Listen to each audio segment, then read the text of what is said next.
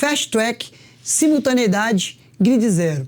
Fique nesse vídeo que a gente vai esclarecer todas as dúvidas e fazer exemplos práticos de cálculo para você saber quanto você vai poder instalar de energia solar fotovoltaica em sua residência, em seu comércio ou qualquer outro tipo de estabelecimento.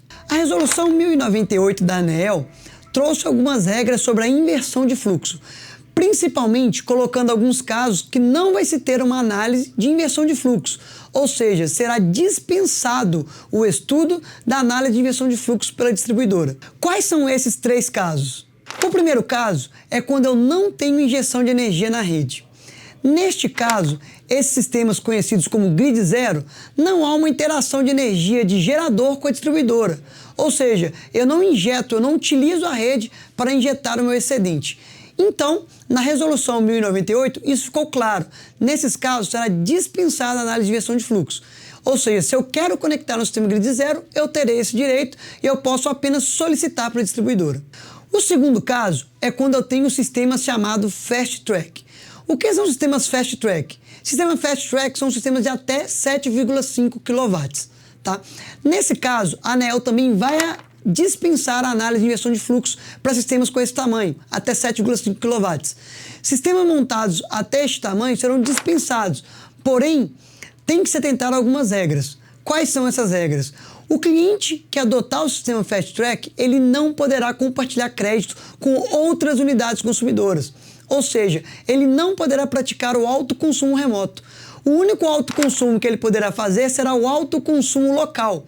Ou seja, ele participará do sistema de compensação, porém, todo o excedente enviado para a rede poderá ser utilizado apenas na unidade consumidora geradora. Ou seja, eu não posso compartilhar esse crédito com outras unidades que estejam no mesmo CPF ou mesmo CNPJ da unidade consumidora. O terceiro e último caso está relacionado com a simultaneidade de cada unidade consumidora.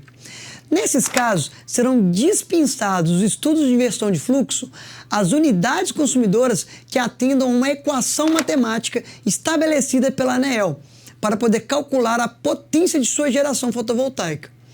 Mas deve-se ficar atento, porque essas unidades devem seguir algumas regras estabelecidas pela Resolução Normativa 1098. E essas regras são colocadas aqui para vocês. Então, fiquem atentos. As regras resumidas aqui no quadro para vocês sobre os critérios de gratuidade devem ser atendidas para vocês poderem se beneficiar desse terceiro caso explicado aqui. Mas e aí? Para este terceiro caso, como fica esse valor de potência que eu posso instalar na minha unidade consumidora? Para isso, foi estabelecida uma equação matemática para calcular o quanto de potência posso colocar de sistema fotovoltaico em minha unidade consumidora. A potência a ser instalada pela unidade consumidora, ou potência de geração, ela vai ser igual ao consumo da unidade consumidora. E este consumo, ele depende do histórico dos últimos 12 meses dessa unidade, tá? E no denominador, nós teremos ali 3 constantes. A primeira constante é o fator de capacidade. O que é esse fator de capacidade? O fator de capacidade, ele está relacionado com a fonte solar fotovoltaica. E ele já foi estabelecido pela ANEEL como 16%, ou fator de capacidade igual a 0,16. Isso vai ser multiplicado por 24 horas, que são as horas do dia,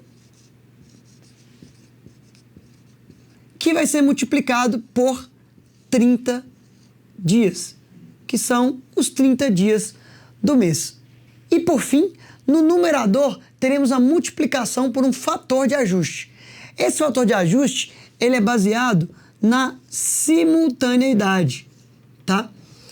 Essa simultaneidade, elas foram retiradas de campanhas de medição que traçaram as curvas de cargas do perfil de cada um desses tipos de unidade consumidora, tá?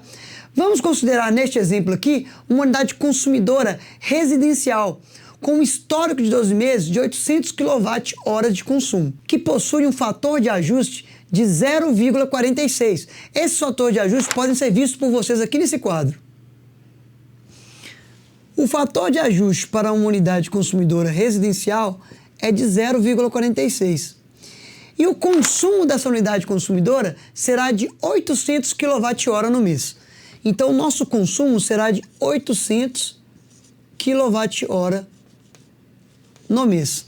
Assim, a potência de geração que eu vou poder instalar vai ser calculada da seguinte maneira. Potência de geração vai ser igual ao consumo.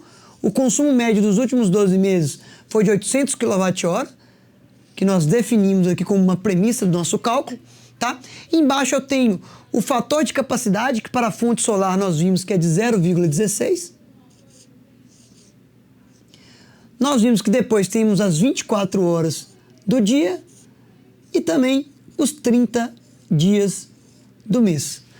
Tudo isso vai ser multiplicado pelo fator de ajuste da unidade consumidora do tipo residencial. Tá? Então nós vamos multiplicar pelo fator de ajuste de 0,46.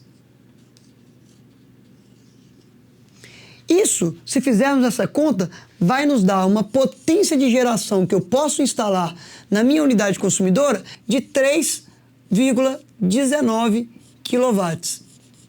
E por regra, isso também está estabelecido lá no manual de instruções que a ANEEL disponibilizou, que esse número será arredondado para cima, conforme vocês podem ver aqui nesse quadro. Portanto, a potência de geração que nós poderíamos instalar é de 4 kW de usina fotovoltaica, tá? Então nós podemos perceber que isso é menor ainda que o Fast Track. Então o cliente, nesse caso, pode optar. Nesse caso, em algum mês, caso haja uma sobra, ele pode participar do sistema de compensação. Já no Fast Track, se ele decidir por instalar 7,5 kW, ele não poderá compartilhar créditos com outras unidades. Aqui ele tem 4 kW, que a priori é o que ele consome a simultaneidade ali dentro daquela unidade consumidora, porém aqui ele pode compartilhar. Aqui então nós estamos explicando o critério que tem relação com a simultaneidade, tá? Esse exemplo aqui foi para uma unidade consumidora residencial.